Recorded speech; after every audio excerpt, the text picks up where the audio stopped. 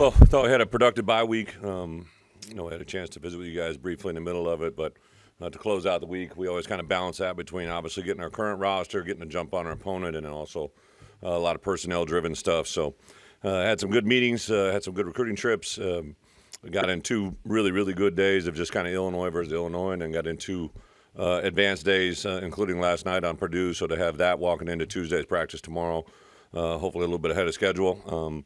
Obviously this weekend with the Hall of Fame, congratulations to obviously Derek was a great player here when I was here, or when I played and coached the league, and then Robert Holcomb will actually be our guest captain.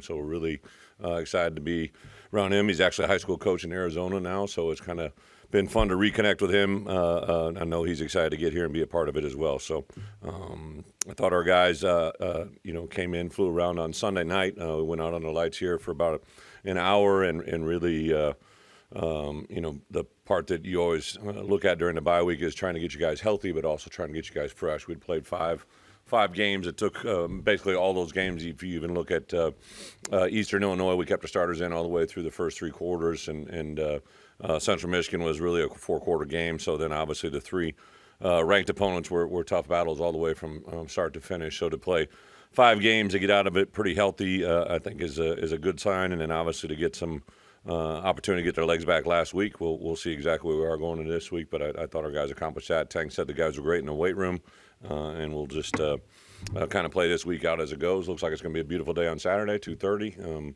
Obviously a rivalry game, a battle for the cannon, all things from A to Z, but I think one thing this group has done a really good job is just focusing on the now, want-to-know mentality throughout the course of the first 5 weeks has got us to where we are today, and I don't think anything will change. So excited about the opportunity to play Purdue this week. With that, open up for questions. Bret Heron said, we don't have it yet, the cannon. How much never is had that? it, never saw it, never touched it, never smelled it. So with Purdue struggling, obviously, how much does that help? Just, hey, this is a goal. I know 1-0. I understand the question, but I think when you're dealing in the Big Ten, there's no greater indication than this past weekend. On Sunday, I've always said I always take a minute to kind of look back at college football, and I couldn't afford to pass up on the opportunity to have 3 ranked teams, 3 top 10 teams that obviously had a setback over the weekend, and all 3 of those teams had kind of had premier wins, right? That and then just the way it all kind of played out, all of them were teams that were at home on the other team, the team that other than the Michigan game. Just a lot of different things that factored into it. I did look at 3 common factors of all those games. All 3 lost the turnover margin. All 3 of them almost had double-digit penalties.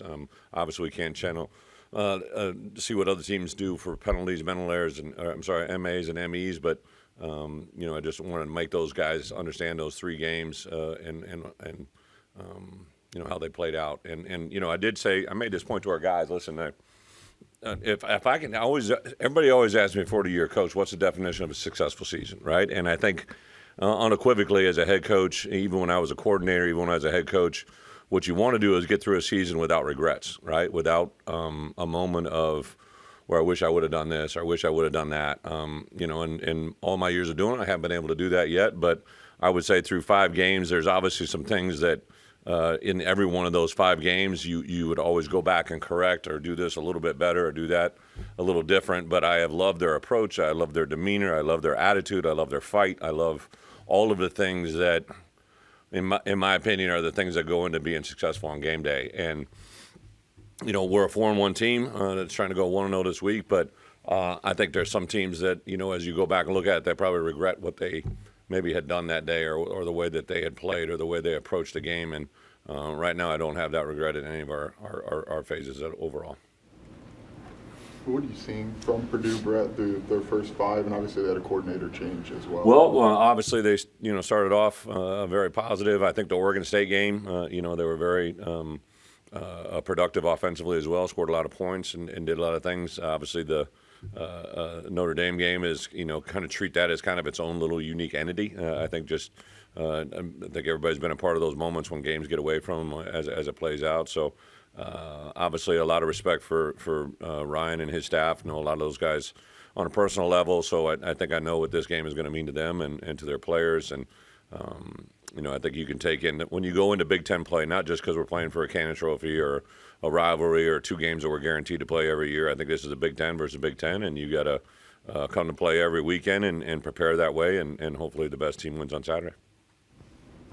In terms of the tight end position, Brett, when you knew you weren't going to have Cole, I know Henry's been going through some things. Have you really been pleased with what you've gotten out of Tanner and even Carson in the last couple of years? I go back to, when we decided to take Tanner, I just remember seeing him on film. Now, he's a kid that had some Wisconsin roots. There was just something that jumped out to me.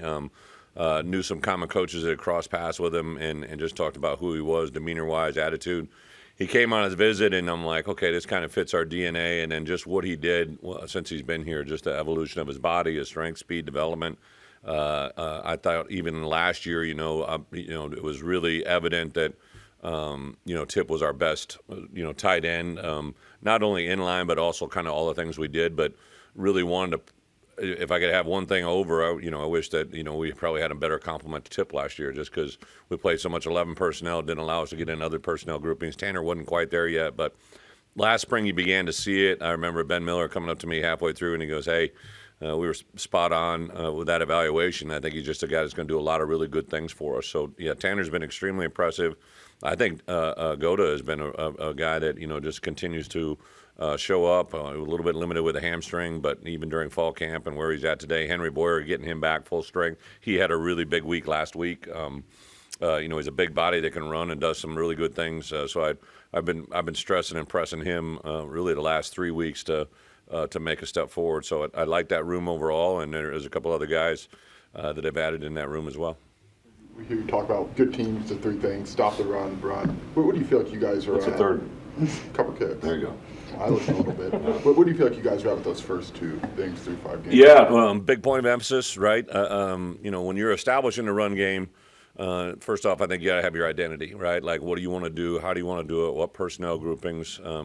But I know going into the Penn State game, coming out of it, from a pure running back standpoint, I think Caden Fagan, Aiden Lawfrey, Josh McCray, and then throw in the X factor of Khalil. Like, those 4 guys are very talented players, right? And what we got to do is put them in a position to let their skills show up, right? And offensively, I think one of the things that has been not a challenge, but one of the things that we've struggled with through the first 5 games is being consistent in the throw game and the run game. And that was the main task that I went Barry to go back and look, and with Bart and with that and Step and Dish, is just kind of figure out how we can kind of put this thing all together, be more consistent in our approach. And then from a run defense, I knew Penn State was they had those 2 good running backs. They had the skill set of their offensive coordinator.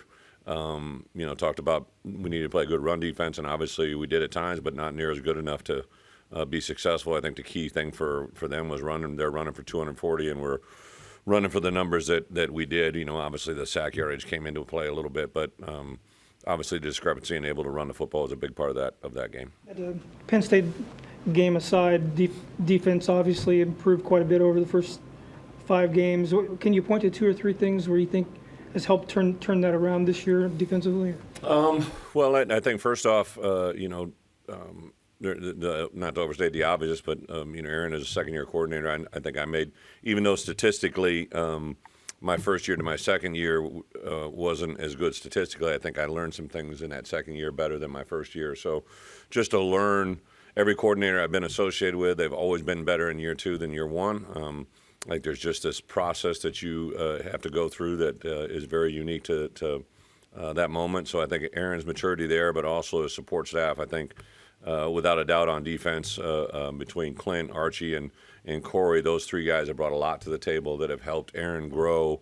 And just the chemistry in that room, Terrence Jamison and Aaron have been together a long time, known each other as players. So it all starts in the chemistry of that environment. I would tell you that I think, even we're playing a game where we're seeing a guy that, the success of what he had here really parlayed into the opportunity that he got at Purdue. And I think when I go back and think about all those things, all he talked about was the chemistry in that environment, defensive staff room, that made that moment come through. So, listen, there's a lot that goes into players and schemes, but if you're not together in that coaching staff, with the way you respectively approach offense, defense, and special teams, you're not going to have success on the field. So I think that's the biggest one. The second one, I think, we lost some really good players, but the development and the emergence of our outside linebacker play, I think Alex Bray and Dennis Briggs inside have been very, very big part. They're most productive players. And in the development of T. Raw Edwards, I think inside really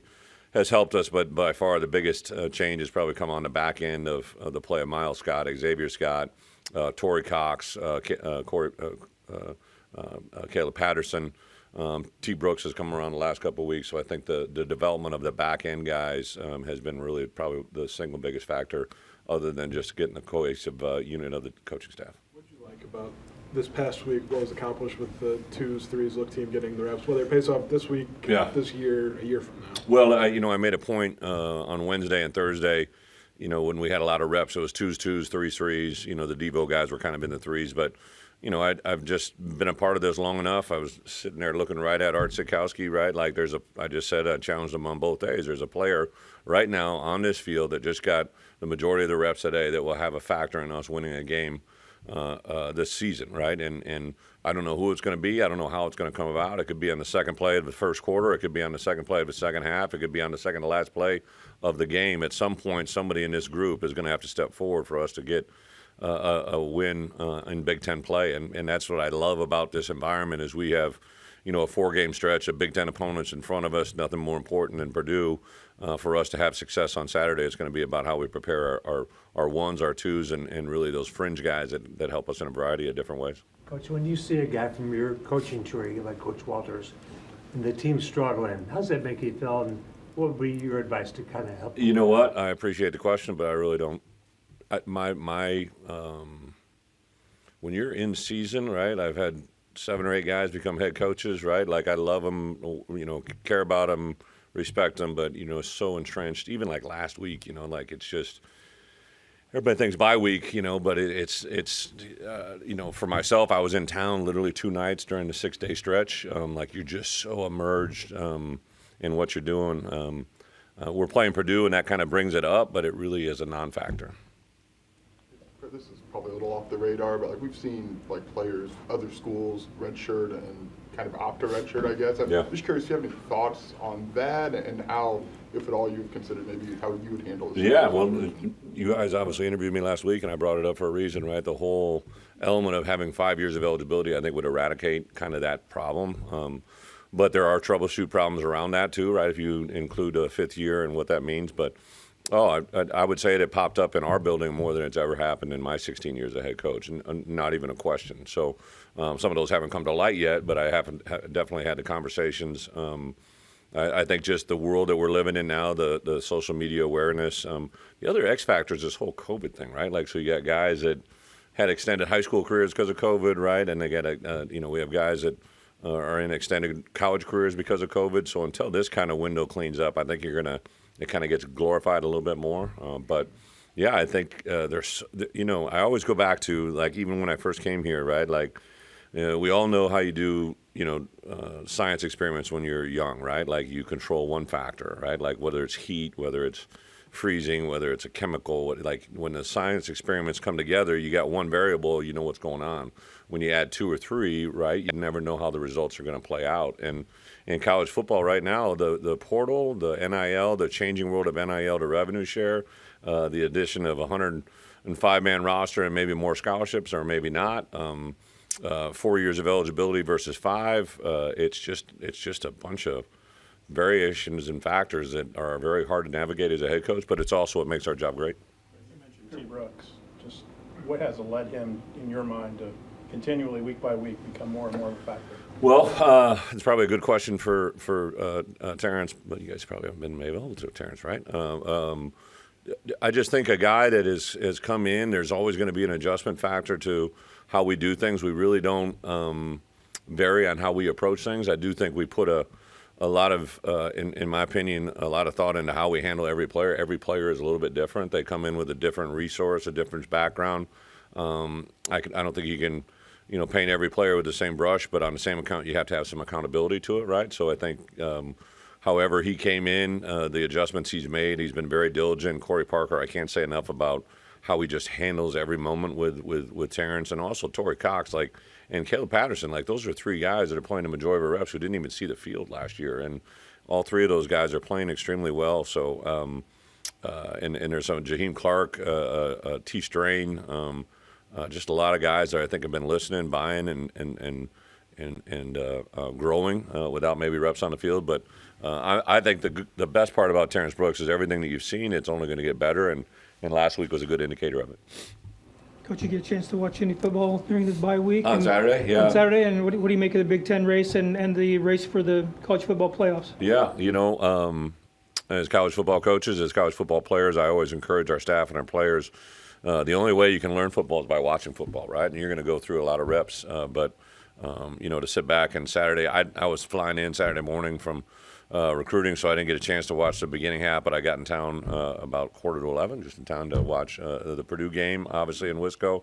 Kind of channel surfed in the afternoon, was able to watch some stuff in the evening, which is, to have teams that we're going to play in the future, but also just learn college football. But yeah, I think, the one thing that gets reinforced all the time is, the teams that take advantage of the opportunities they're given, who can kind of rise out of the moments of success and come out of the moments where there's been, a little bit of a setback. Those guys continue to win. So, the Big Ten race is unique in the fact that it's an 18-man race this year. That's never been done before, and I think to be a part of that is pretty awesome.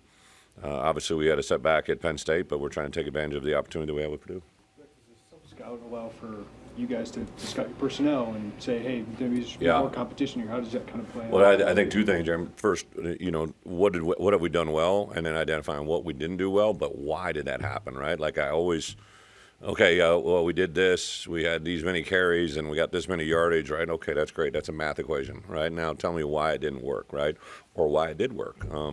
I think that's the part I always kind of stress to our coaches and our players, right? It's not the answer, it's the why, right? And I think to have a bye week after 5 games and to have a bye week after, a tough road game at Nebraska, a tough road game against Penn State, it's invaluable to have that bye week right there. Next year we got a 2-game bye week as well, right? So I've just always felt that's the optimum season, is to have a 12-game schedule with 2 bye weeks, and this week it played into it, and it was interesting. I bumped into on the road to coach from Kentucky, and Kentucky had the same thing. They had a 5-bye, 4-bye, and just talked about the advantageous part of that is really good.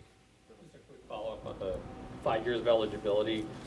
Is that excluding medical red shirts? And more importantly, do you sense other coaches would join you in that you're? Yeah, so I became a head coach in 2006, and I distinctly remember in 2008 having a long conversation about the proposal to add a 5th year of eligibility. At that point, there was a lot of discussions about, what that could entail, how it could play out, and then kind of the modification came to this whole, all right, let's give them 4 weeks to play, right, and it doesn't count against them without penalty.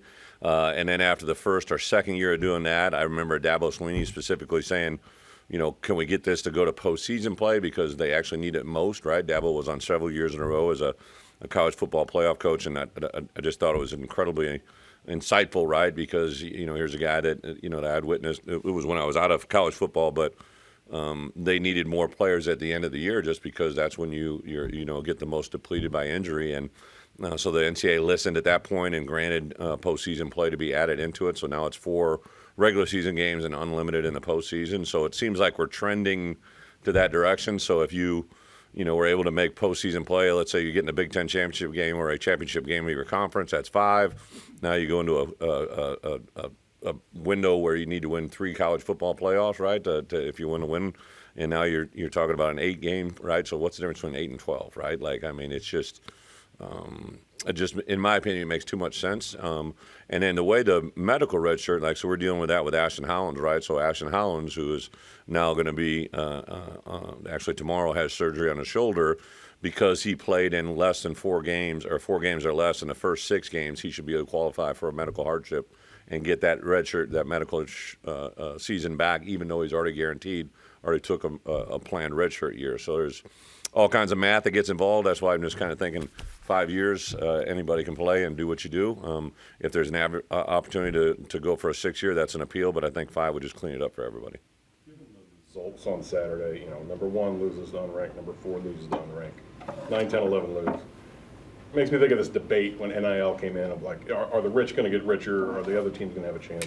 Yeah. Do you think there's a read on that can be made from like the results of college football right now? Well, just because it's on the forefront of my mind a lot, right? Like, I give Josh a lot of credit, and our people, we've made a jump there, but what I foresee hopefully changing is, like I think the lowest in our conference is at $2 million, the highest at $21 million. That's not good math, right? Like that just doesn't add up to things being equal. So I don't know exactly how the answer's got to come, except for I hope that we're always kind of in the top third, right? Because then we can kind of put ourselves in a position to be competitive. For me as a head coach, I've always kind of taken as value is like I know every day when I wake up, I got 24 hours just like the other guy, right? And how I use my time and how I evaluate and allocate our resources, as long as they're fair, like always just tell me the rules and let me play, right? But when you get into these scenarios where things can be a little bit out of balance, right, then those bring questions that sometimes they aren't just real clear-cut answers. And I appreciate the question, but also, I'm not saying you want to have the highest number either, right? Because then you're dealing with situations and variables that probably come up on your radar that it sounds silly, right? But when kids have an unlimited income, or they have an unrestricted ability to spend money, simple things like where they live, parking tickets, cars, the ability to travel during a bye week, right? Do all kinds of things that have never been up on anybody's radar are now present, right? Like I started getting all these things about this guy's got a dog, right? And this guy's got an apartment that doesn't allow dogs. Well, he's got to have a dog sitter while we're out of town, right? Like I'm like, Jesus, right? Like just when you have new situations, new issues pop up, and it's a never-ending kind of chasing the tail, or however you want to say it, right? Like it's fun. It's exciting. I love the maturity of our locker room. One of the things that I really think is advantageous that our coaches talk about all the time is the group of guys that we have. I'm not saying they're all, roasting marshmallows at night every together and singing Kumbaya, but I think our guys think right, act right, walk right. The GPAs that we've had, the lack of social issues off the field, right, like give us an understanding of what kind of character we have in the locker room. And I think that's a lot of fun. Been part of games like the Florida Rosedale or winning back the Axe, like just what is it like as a player in these trophy games, and does that kind of change as a coach? Florida Rosedale is a pig, right? Is that Iowa, Minnesota? Yep. And then the Axe, it's Paul Bunyan Axe, Minnesota, Wisconsin, right? Shows how old I'm getting. I can't remember them all, right? But like, I think as a player, they do mean a certain amount of value when you have them. We've got an empty trophy case, right? Well, that's the message to our guys, right? We're guaranteed 2 games every year, Minnesota, Northwestern, and Purdue. Both of them are trophy games. Those didn't come by chance, right? So I think it's part of our conference. It's part of our history that I think is really cool. But unfortunately, I've never seen it, touched it, felt it, smelt it. Like I've never been able to hold that cannon, right? So until it's in our hands, all we do is talk about it, like and see pictures of it. And I think that's a part of being in this program, hopefully moving forward. On the offensive line, like we've seen you guys rotate Yeah. a lot of times this year and even in your past. Do you feel like you're solidified coming out of the open week, or are you still kind of shuffling? I think it's fair to say that we feel solidified at certain positions, but where you've seen rotation, or there's opportunities to be in there.